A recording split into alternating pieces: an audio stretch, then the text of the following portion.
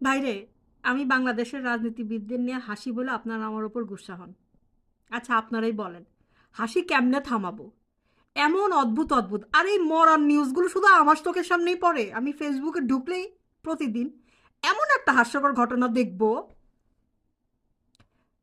Doctor Yunus নাকি দেশ বেচে দিতেছে, উনি দেশ বিক্রি করে দিচ্ছে, চট্টগ্রাম বন্দর দিয়ে দিচ্ছে, আরও জানি কী সব বলে, আমি অর্ধেক কথাও বুঝি না। এক্সিট দিয়ে দিচ্ছে, এক্সিট আবার কি আমি বুঝি নাই অ্যাকচুয়ালি, আমার জ্ঞানের স্বল্পতা। তো এটা নিয়ে একটু পড়াশোনা করলাম, দেখলাম যে অ্যাকচুয়ালি কাহিনিটা হচ্ছে চট্টগ্রাম বন্দর কোথায়, কোথায় কন্টেনার টার্মিনাল। স্যার, একটা কন্টেনার টার্মিনাল ইউজের কথা হচ্ছে বা হইছে এরকম কিছু একটা, ব্যাপারটা হচ্ছে কন্টেইনার টার্মিনাল। এখন বন্দর কি আর কন্টেইনার টার্মিনাল কি, এটা একটু পড়াশোনা করে নেন।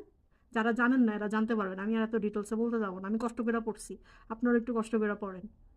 কোথায় কি আর কি বলে এই প্রবীণ নেতারা, যারা বয়স্ক হয়ে গেছে, চুল পাইকে গেছে রাজনীতি করতে করতে, একটু স্টাডি করেন, একটু পড়াশোনা করেন, এগুলো কি বলে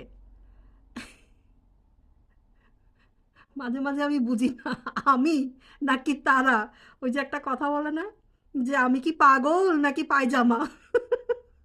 তো এইসব নিউজ পড়লে নিচের পায়জামার মতোই ফিল হয়, যে বাইরে এটা কি শুনতেছি, কি হইতেছে, এমন কেন? সত্যি